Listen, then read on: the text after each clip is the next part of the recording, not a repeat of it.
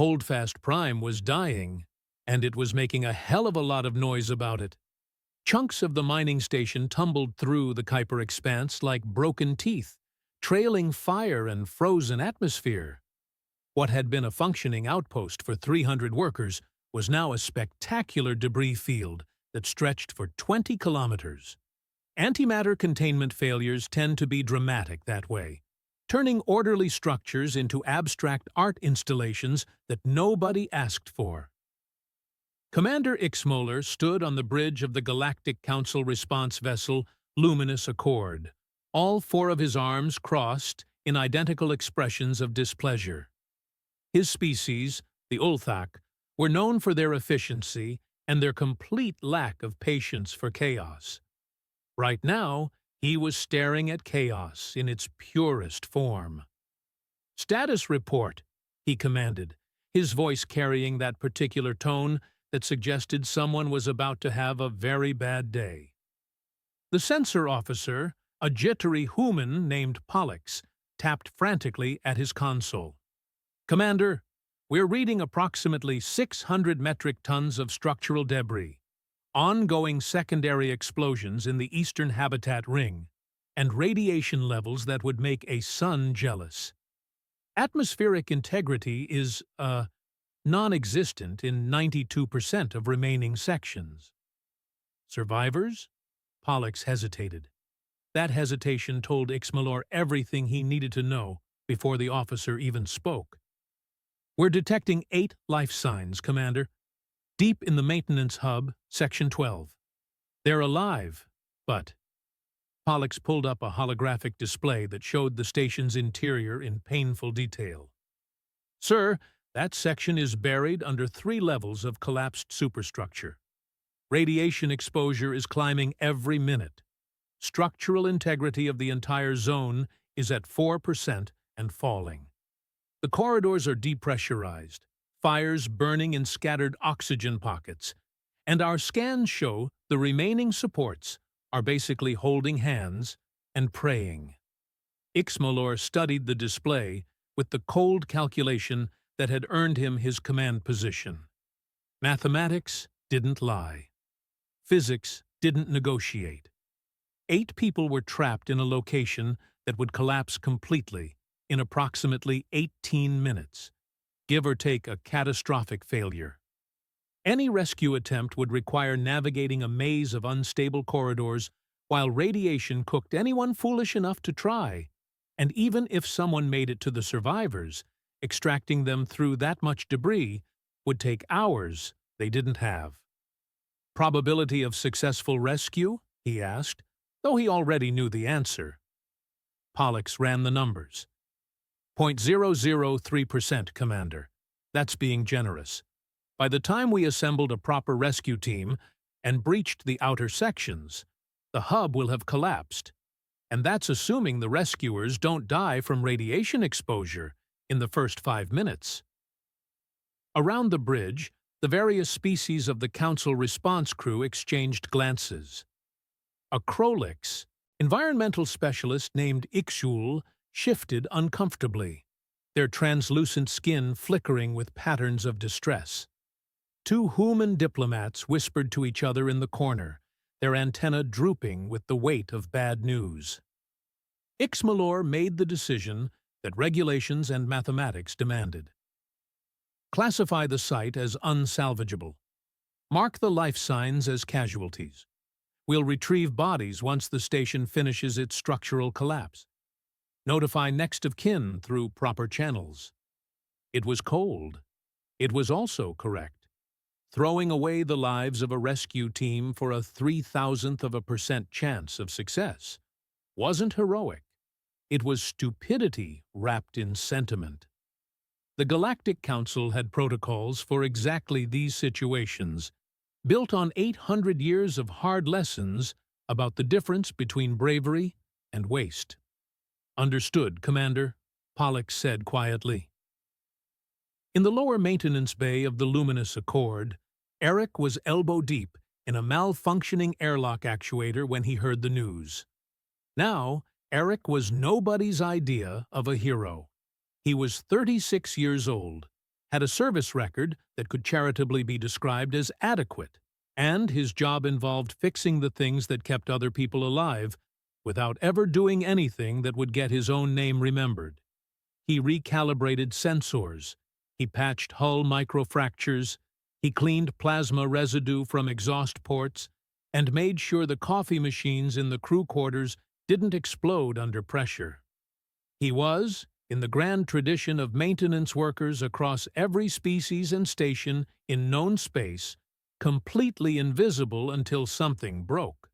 He'd been listening to the bridge communications on the open channel while working, a habit he'd picked up during his 5 years on council vessels. Usually, it was boring stuff, coordination chatter, and status updates.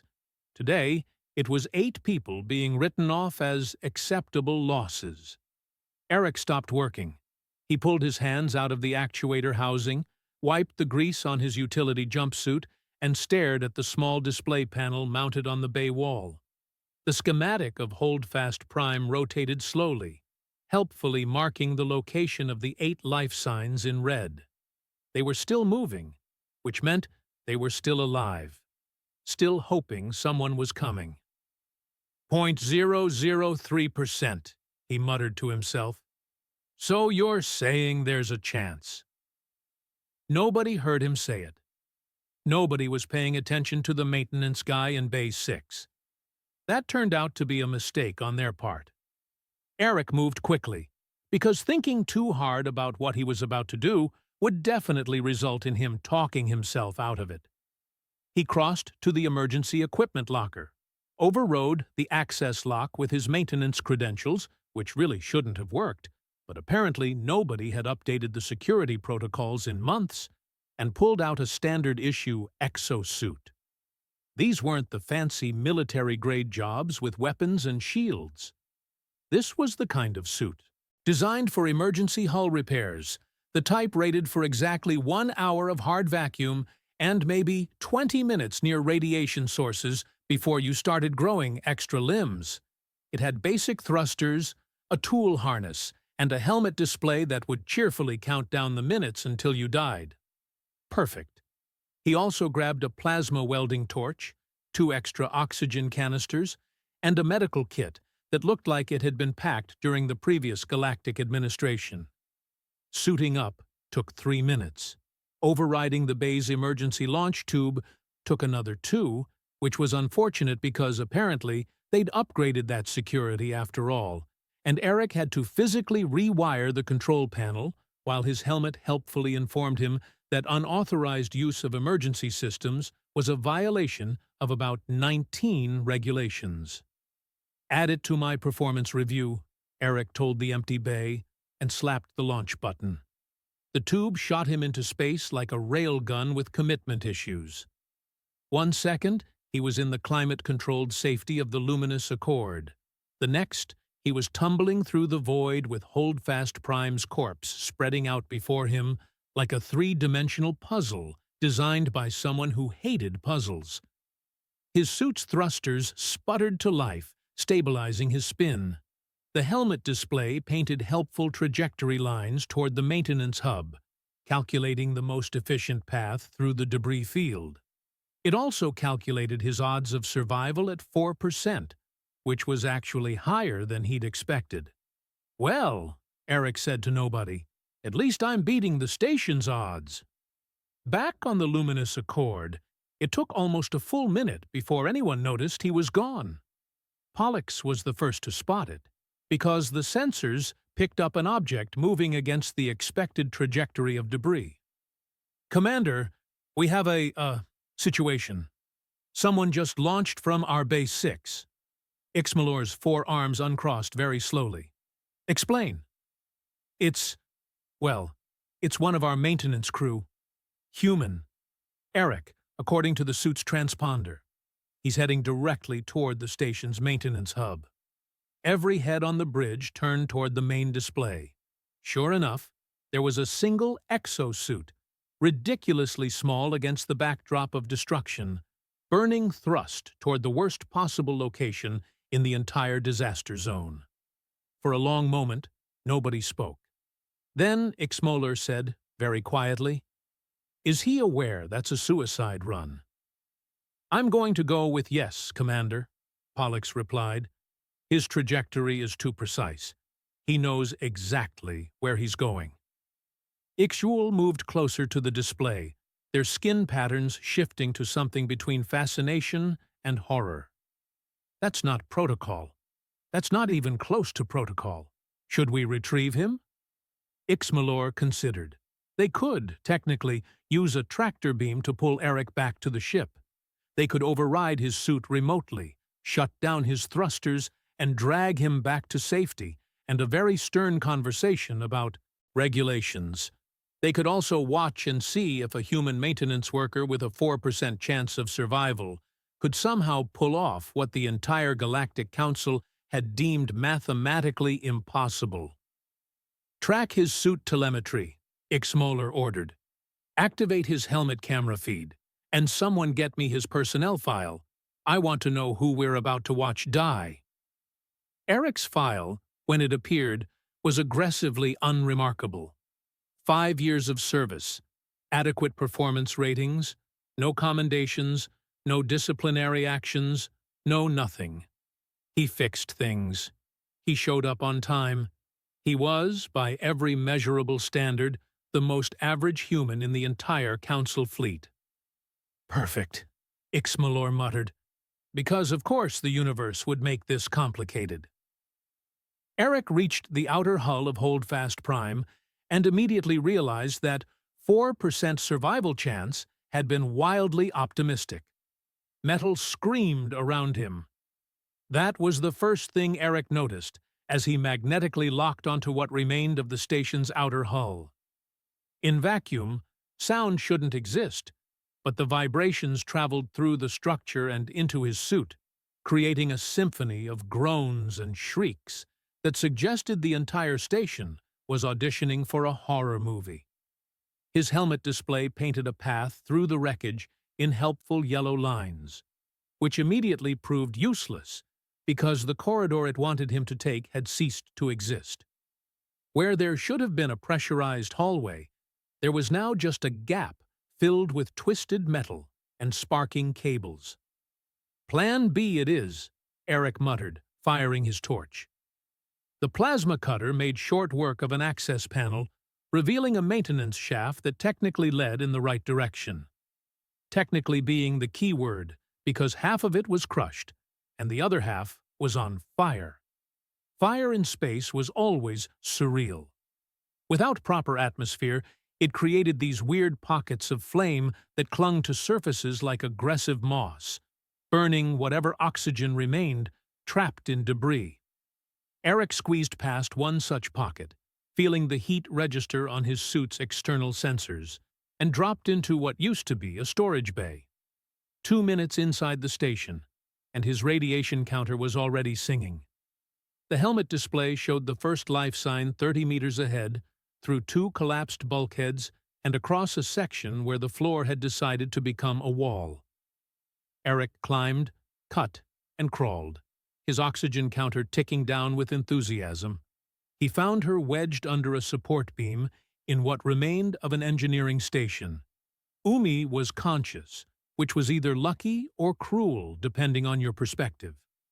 Her leg was pinned, her suit was breached in 3 places, and she was running on emergency oxygen that had maybe 5 minutes left. She saw Eric coming through the smoke and debris, and her eyes went wide. "Council rescue?" she croaked through the local comm. "Not exactly," Eric replied, bracing himself against the collapsed beam. "More like unauthorized intervention. Hold still." The plasma torch cut through the beam like butter, which would have been great, except the entire section groaned and shifted as soon as the support was gone. Eric grabbed Umi and hauled her backward just as a chunk of ceiling decided that down was a fun new direction to explore. He shoved one of his spare oxygen canisters into her hands. "Can you move?" "My leg's broken, but I can crawl." Umi's voice carried that particular flavor of shock mixed with adrenaline. "There are others. 8 of us total. We were in the central hub when— I know, Eric interrupted, already moving. I'm getting all of you. But right now, you need to get to safety. Follow this corridor back. There's an ejection pod bay about 40 meters that way. Still has power. Launch yourself toward the council ship. You're going back in? Umi stared at him like he'd announced plans to juggle antimatter. That's insane. Yeah, well, today's full of bad decisions. Go. He didn't wait to see if she followed instructions. The clock was ticking, and 8 had just become 6. Back on the luminous Accord, the bridge had gone completely silent. They were watching Eric's helmet feed, along with his vital signs, which were starting to look like a medical textbook's warning signs chapter. His radiation exposure was climbing into the red zone. His suit integrity was down to 60% from scraping through collapsed passages. His oxygen was dropping faster than recommended, and he just saved someone. He actually did it, Pollux whispered. One survivor extracted and heading to an ejection pod. She's launching now. We can pick her up in 3 minutes. Ixmalor said nothing. All 4 of his arms were crossed again, but this time it wasn't displeasure. It was something else, something that didn't have a name in Ulthak. He's going back in, Ixchul observed, their skin flickering with patterns of disbelief. His radiation exposure is already past safe limits. At this rate, even if he survives the rescue, the exposure will kill him in days. Do we stop him? Pollux asked. Ixmalor watched Eric disappear into another collapsing corridor. No. We watch. The second survivor was Orin, and he was in worse shape. Eric found him in what used to be a security station, now a tomb of bent metal and shattered screens. Orin's right leg was broken, twisted at an angle that made Eric's teeth hurt. Burns covered the man's arms where superheated metal had caught him, and his breathing came in short gasps. About time, Orin managed, trying for a smile that came out as more of a grimace. Thought Council wrote us off. They did, Eric said, already working on the debris pinning Orin down. I'm off the books. This is going to hurt. Can't hurt worse than staying here. Eric found 2 pieces of hull plating that were mostly flat, strapped them together with cable from his tool harness, and created something that could charitably be called a stretcher. Getting Orin onto it involved a lot of swearing from both of them, but eventually Eric was dragging the makeshift rescue sled back through the corridors. Orin was heavy. Correction. Orin plus the stretcher, plus Eric's own equipment in increased gravity from spinning debris, was heavy.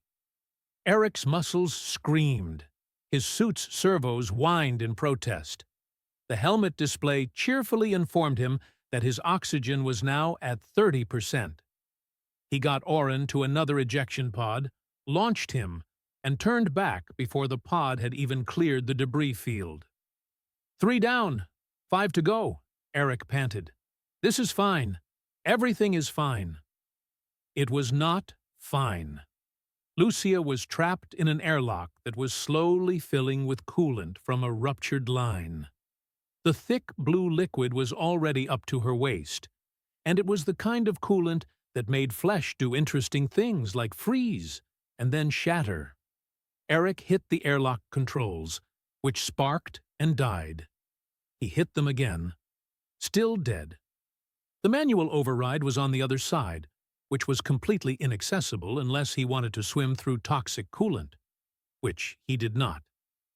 Okay, Eric said, studying the problem. Okay, this is just engineering. Very urgent engineering. He pulled up his suit's technical manual, found the section on airlock mechanisms, and yes, there it was. Every airlock had an emergency mechanical release, hidden behind a maintenance panel. It required a specific tool that Eric definitely didn't have, unless you counted a plasma torch, which technically could be any tool if you used it wrong enough. The torch melted through the panel. Eric reached into the mechanism, found the manual release, and pulled. The airlock door slid open 6 inches and stuck. Lucia, showing the kind of quick thinking that probably explained why she'd survived this long, immediately squeezed through the gap. Eric grabbed her and hauled her out as the coolant began pouring through the opening like a toxic waterfall. "Pod bay! 60 meters! Go!" Eric shoved her in the right direction. 4 down. His suit integrity was now at 30%. His oxygen at 20. His radiation exposure had stopped bothering with warnings and had moved straight to resigned acceptance. And the station was really, truly falling apart now. Sections that had been merely unstable were now actively collapsing. The groaning sounds had become roars. Eric found the 5th and 6th survivors together, 2 miners who'd managed to seal themselves in a supply closet. Getting them out was almost routine by now. Cut through the door, check for injuries, point them toward pods, keep moving. But when he checked his helmet display for the final 2 life signs, his stomach dropped. Thomas and Helen were at opposite ends of the maintenance hub, separated by 100 meters of collapsing station. The structure between them was coming apart as he watched, supports buckling, walls folding, and his oxygen counter had just hit 10%. Back on the luminous Accord, Ixuel spoke up. "Commander, we need to pull him out. His suit won't last another trip, let alone 2. If he tries to save both remaining survivors, he'll die. That's not probability anymore. That's certainty." Ixmalor stared at the display, watching Eric's vital signs paint a picture of a man who should already be dead. "Can we reach him with a tractor beam?" "Not without destabilizing the section he's in. We'd bring the whole structure down on top of him. Then we wait." "Commander, I said we wait." Because Ixmoller, for all his calculating efficiency, wanted to see what happened when a human maintenance worker ran into an impossible choice. Eric stood in what remained of a corridor junction, staring at his helmet display like it had personally insulted his family. 2 life signs, 2 people. Thomas to the left, Helen to the right, and between them 100 meters of station that was actively trying to kill anyone stupid enough to traverse it. His oxygen read 8%. His suit integrity was barely holding at 26%.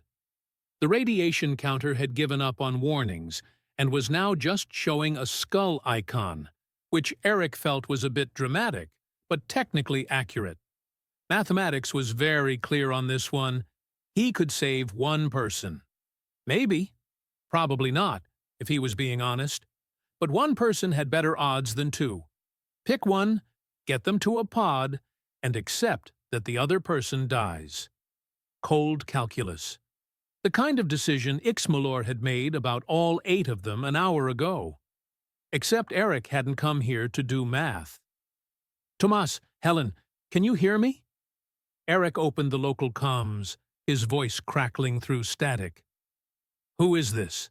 A male voice, strained. "Tomas."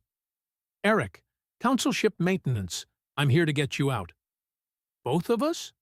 A female voice now. "Helen." She sounded exhausted but alert. "Working on it. What's your status?" Thomas responded first. "I'm pinned in the eastern storage bay. Legs are fine, but there's a support beam across my chest. Can't get leverage to move it. Oxygen's at 15%. Suit's holding, but barely."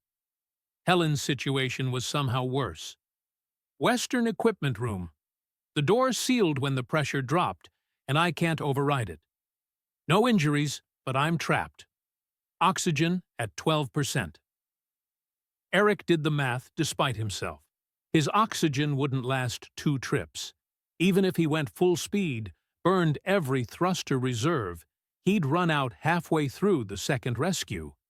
And that was assuming the station didn't collapse first, which seemed unlikely given that chunks of ceiling were currently raining down around him. "Listen," Thomas said, and his voice carried the weight of a man who'd already made peace with the universe. "Helen's closer to the southern pod bay. Get her first. You won't have time for both of us, so just—" "No," Helen interrupted. "Tomas has the better chance. That beam might shift any second and crush him. Eric, get him first. I can wait longer in here." "Helen, I mean it. Get him out." They were saying goodbye to each other. Eric could hear it in their voices, that particular quality of people trying to be brave while their world ended. They were making it easy for him, giving him permission to choose, probably hoping he wouldn't feel guilty about whoever got left behind. He hated how reasonable they sounded. "Here's the thing," Eric said, pulling tools from his harness. "I'm really bad at following instructions. Also, I watched this old movie once, where someone said, 'Never tell me the odds.' And I thought that sounded cool, so I'm going with that energy. Both of you stay put, stay calm, and do not die in the next 5 minutes. That's an order." "Eric, that's not possible," Tomas said. "The math doesn't work." "Yeah, well, I failed calculus twice. Sit tight." Eric cut the comm and stared at his exosuit. Standard emergency model, designed for simple tasks. Thrusters, life support, basic servo assists. Nothing fancy. But it had components, and components could be repurposed if you were willing to void every warranty ever written. He started stripping his suit. The emergency beacon came off first, useless weight. Then the secondary tool mounts, the backup computer core, the reinforced shoulder plating, even the little compartment that held emergency rations that tasted like despair. Every piece he removed bought him maybe 30 seconds of oxygen, maybe a fraction more thrust capacity. His hands moved fast, muscle memory from 5 years of fixing things taking over. He pulled cable from his harness, the high tensile stuff rated to hold hull plating during repairs. Looped it through his belt, created a coil, tested the strength. It would hold human weight. Probably. "This is the dumbest plan I've ever had," Eric muttered, "and I once tried to microwave ramen in the plasma forge." He burned thrusters toward Helen's position first. The Western equipment room was closer, and if he was going to do something monumentally stupid, he might as well be efficient about it. The door was sealed tight, emergency protocols having locked it down when the section depressurized. Eric didn't bother with finesse. The plasma torch cut through the lock mechanism in 3 quick strikes. The door slid open to reveal Helen, pressed against the far wall, eyes wide behind her helmet. "You came," she breathed. "Try not to sound so surprised. It's bad for my ego. Come on." Eric grabbed her arm and pulled her into the corridor. Instead of heading toward the pod bay, he started dragging her east. "Where are we going?" "The pods are that way." "We're getting Tomas first." "Eric, you don't have the oxygen." "I know. That's why we're improvising." He clipped one end of his cable to Helen's suit harness. The other end he secured to his own belt. They were now connected by 20 meters of high-tensile line, which was either going to save them or create the galaxy's saddest daisy chain of corpses. Getting to Thomas took 3 minutes that felt like hours.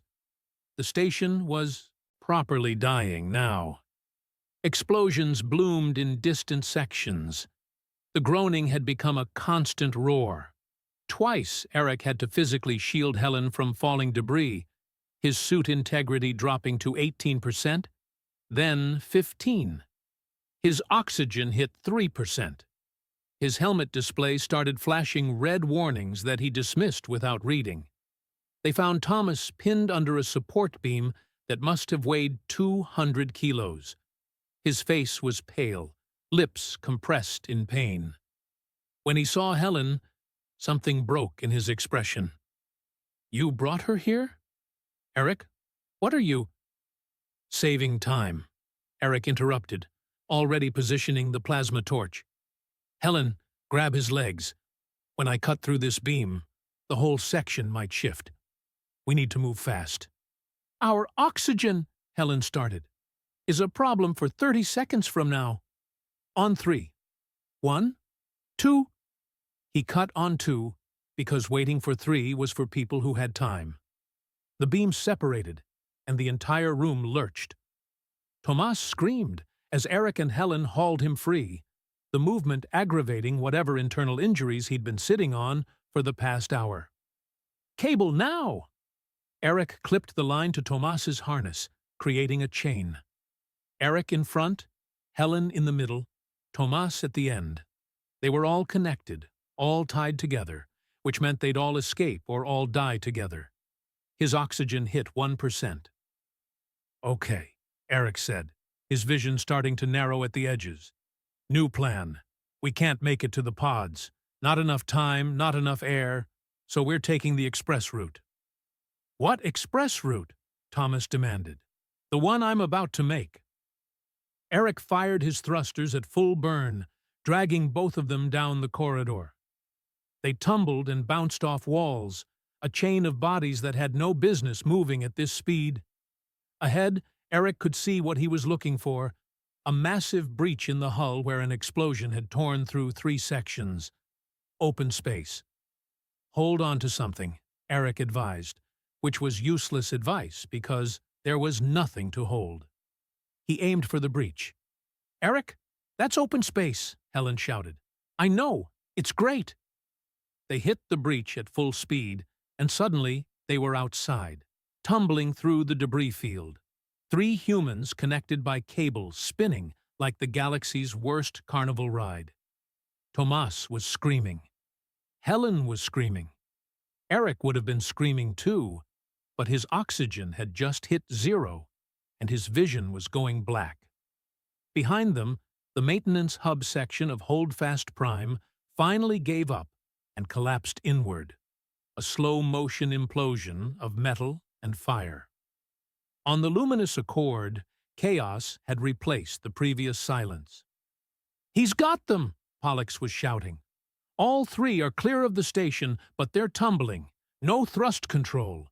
Eric's suit shows 0 oxygen, and his vitals are— oh no, his vitals are crashing. Ixul was already moving toward the medical bay. Get them aboard now. I can't get a tractor lock. They're spinning too fast and there's too much debris. The helmsman, Mox, had all 4 of his hands flying across controls. If I fire the beam now, I might hit debris and knock them into a fatal trajectory. Ixmolor stepped forward, his command voice cutting through the panic. Mox, you're rated for precision captures.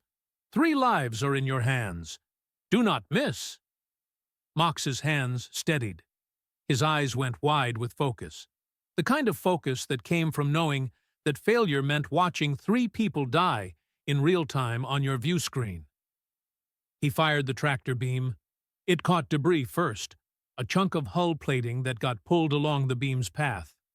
Mox adjusted, narrowed the field, compensated for the spin. The beam licked past the tumbling humans once, twice, and on the 3rd pass, it caught Helen's suit harness. The 3 humans jolted to a stop mid-tumble, still connected by cable, now suspended in the beam's gravitational field. Got them, pulling them in. Mox was sweating, his skin darkened with stress. Medical team to Bay 3. We have 3 incoming, 1 critical. Repeat, 1 critical. They materialized in the cargo bay 30 seconds later, still tangled in cable, all 3 unconscious now. Medical personnel swarmed them, cutting the cable, separating them onto grav stretchers. Ixul reached Eric first, and their skin flickered through about 15 different patterns of alarm. He's flat-lined. No heartbeat, no respiration. Radiation exposure is catastrophic. Get me a stabilizer, now! They worked on Eric for 4 minutes. Chest compressions that cracked ribs. Direct cardiac stimulation. oxygen forced into lungs that had been running on nothing for the past 3 minutes. On the fourth minute, Eric's heart stuttered back to life. "He's back," Ixul announced, but their tone suggested this was less of a victory and more of a delay. "But his radiation exposure is... This should have killed him twice over. Get him to intensive care. The other two as well." As they rushed Eric toward the medical bay, his hand twitched. His eyes opened for just a second, unfocused and distant. "Did we get them?" he whispered. Ixul looked down at this ridiculous human who just violated every law of probability and survival. "Yes, all 8. You got all 8. Eric smiled, which was disturbing because he looked like a corpse. "Cool. Tell Ixmoller to dock my pay for the unauthorized launch." Then he passed out again. In the corridor outside medical, Ixmoller stood with his 4 arms crossed, watching through the observation window as the medical team worked. Pollux approached cautiously. "Commander, the footage from Eric's helmet camera has leaked. I don't know how, but it's already spreading through the communications network. Multiple species are asking for information." "Leaked," Ixmoller repeated flatly. "Yes, sir. Completely accidental. Absolutely nobody on this crew would have deliberately transmitted that to every major news network in the sector." Pollux studiously avoided looking at Mox, who was whistling. Innocently at his station, Ixmoller almost smiled. "Almost. I see. Prepare a report for the Council. All 8 survivors recovered. 0 fatalities. Success rate 100%. And Eric? Let medical stabilize him first. Then we'll figure out what to do with a human who just made the entire Galactic Council look like cowards." Eric woke up to the sensation of being rebuilt from the inside out. Everything hurt, which was actually a good sign because it meant his nerve endings still worked. His chest felt like someone had used it for percussion practice. His lungs burned with each breath. Every muscle in his body had filed a formal complaint and was awaiting his response. He opened his eyes to find Ixmoller standing over him, all 4 arms crossed, looking like a disappointed parent who'd caught their kid trying to build a rocket in the garage. "You're awake," the commander observed. "Medical wasn't certain you would be. You were clinically dead for 4 minutes." "Sorry," Eric croaked. His throat felt like sandpaper. "Didn't mean to be dramatic." "Dramatic would have been dying permanently. What you did was..." Ixmoller paused, searching for a word. "Problematic." Eric tried to sit up and immediately regretted it. Pain lanced through his ribs.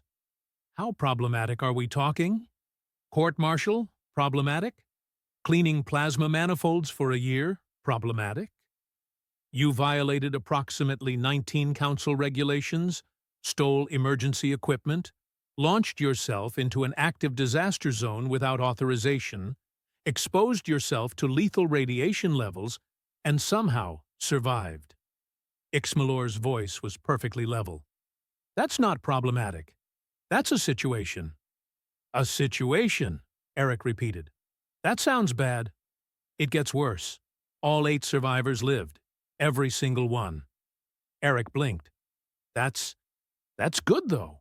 Why does your voice suggest it's not good?" Ixmoller gestured to a view screen on the wall. It flickered to life, showing a council chamber filled with representatives from at least 30 species. The volume was muted, but the body language was universal. Everyone was yelling at everyone else. "Your helmet camera footage leaked," Ixmoller said. Within 6 hours, it had reached every major network in the Galactic Council. Within 12 hours, it had been viewed approximately 8 billion times. Within 24 hours, the council chambers looked like that. On screen, a human representative was gesticulating wildly at a Krolix delegate. A Ulthak official had all 4 arms raised in what was probably a very emphatic point. Someone's translation device was smoking. They're arguing about me? They're arguing about what to do with you. Some want you punished for protocol violations. Others want you commended. Humanity's representative has been quite vocal. The screen shifted to show a human woman with steel-gray hair and an expression that could cut glass. She was pointing at something off-screen while several alien representatives tried to interrupt her. The subtitle read, Representative Imogen, Human Diplomatic Corps. She's been demanding formal recognition for the past 3 days, Ixmoller continued. While you've been unconscious, she's effectively held the council hostage until they make a decision. 3 days? I've been out for 3 days? Your body needed time to recover from doing things that should have killed you. The medical team had to essentially rebuild your cellular structure from radiation damage.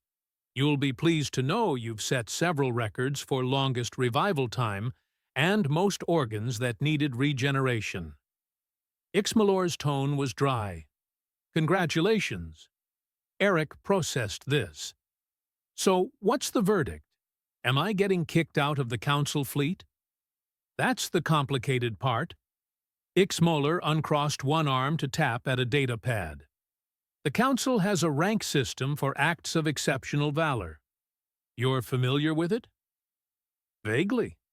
There's hero rank for saving lives, champion rank for changing major outcomes, and legend rank. Ixmoller pulled up a document on the view screen, replacing the chaos of the council chamber. Legend rank is reserved for acts so extraordinary that they fundamentally alter how other species view what's possible. It's been granted exactly once in 800 years of council history. A Krolix diplomat who prevented a system-wide war by negotiating for 6 months without sleep, while their own species was under siege. Eric stared at the document. That's incredible. What does this have to do with me? The council voted this morning. Unanimous decision. Ixmoller met his eyes. You've been granted legend rank. For a long moment, Eric just stared. I'm sorry, what? Legend rank. No debate required. Even the species representatives who wanted you punished voted yes. I voted yes. Ixmollor's expression was unreadable. What you did was mathematically impossible. It violated every principle of risk assessment and resource management. It was also the most extraordinary act of individual courage I've witnessed in 30 years of service. But I'm just a maintenance worker. I fix airlocks. I recalibrate sensors. I'm nobody. You were nobody, Ixmoller corrected. Now you're the second being in 800 years to receive legend rank. Now you're the human who made the entire Galactic Council reconsider what impossible means. The door to the medical bay slid open, and Umi walked in, followed by Oren limping on a regenerated leg. Then Lucia, then the 2 miners, then Thomas and Helen holding hands. All 8 survivors. They stood there, looking at Eric like he'd personally rearranged the stars for them. We heard the news, Umi said quietly. Legend rank. They're saying you're the first human to ever receive it. We wanted to say, thank you, Oren added. Properly, not while you were dragging us through an exploding station. Eric looked at them, these 8 people who should have been statistics, who should have been names on a casualty report, mourned and forgotten. Instead, they were standing here, alive, looking at him like he'd done something miraculous instead of just incredibly stupid. I didn't know if it would work, Eric admitted. The math said it wouldn't. Every calculation said I'd fail. But you tried anyway, Helen said. Her voice was soft, but firm. When everyone else had written us off, you tried. Tomas squeezed her hand. The doctors said you were dead for 4 minutes, that you shouldn't have survived the radiation exposure even if you'd made it back. But here you are. Here I am, Eric agreed. Apparently too stubborn to stay dead. Ixmalor cleared his throat. There's one more thing. Legend rank comes with certain responsibilities. The Council has permanently assigned you as their impossible situations specialist. Eric blinked. I'm sorry. They're what? Situations deemed unsalvageable by standard assessment. Scenarios where the probability of success is negligible, but the cost of inaction is too high. You'll be assigned to evaluate these situations, and if you deem it appropriate, intervene. Ixmolor's expression might have been amusement. It was hard to tell with Ulthak. Essentially, you've gone from fixing airlocks to being humanity's official representative for lost causes. That's the job description? Lost causes? The official title is more diplomatic. But yes. Eric lay back on the medical bed, staring at the ceiling. 3 days ago, he'd been invisible. The guy who fixed things nobody noticed until they broke. Now he was apparently legend rank, whatever that meant, with a job that involved running toward disasters everyone else had given up on. Can I still fix airlocks sometimes? He asked. I'm good at that. Your maintenance certifications remain valid, Ixmalor confirmed, though I suspect you'll be too busy. The 8 survivors stayed for another hour, talking and laughing and sharing stories about the rescue that Eric barely remembered. Eventually they left, and it was just Eric and Ixmalor again. Commander, Eric said, why did you vote yes for the legend rank thing? You're all about protocols and calculations. What I did violated everything you believe in. Ixmalor considered the question for a long moment. Because you proved that sometimes the mathematics are incomplete. We calculated survival probability based on known variables, but we didn't account for what happens when someone decides the numbers don't matter. We didn't factor in stubbornness or determination or whatever insanity made you go back 8 times into a collapsing station. He turned toward the door. You changed how I think about impossible. That's worthy of legend rank. After he left, Eric pulled up the display showing the photos of all 8 survivors. Medical records, family information, personal details. 8 lives that continued because he'd decided the odds were wrong. The door slid open again, and Umi returned, carrying something that smelled suspiciously like real coffee, which was expensive and technically restricted to officers. Thought you might want this, she said, setting it on his bedside table. It's terrible, but it's caffeinated. Thanks. She sat in the chair Ixmalor had vacated. Can I ask you something? Back there, when you found me, you said you were getting all of us. How did you know you could do it? Eric picked up the coffee, took a sip, and grimaced, because she was right. It was terrible. I didn't. I just figured somebody had to try. Umi smiled. Legend rank. No debate required. Yeah, Eric said, still not quite believing it. Promotions are weird. Outside the medical bay, the luminous Accord continued its journey through the Kuiper expanse. In the council chambers, representatives were already compiling lists of impossible situations that might benefit from humanity's newest legend. And across 30 systems, the footage of a maintenance worker dragging survivors from certain death was being watched, shared, and discussed. The galaxy had learned something important. Never bet against a human who'd decided they weren't leaving anyone behind. Even if the math said it was impossible. Especially then.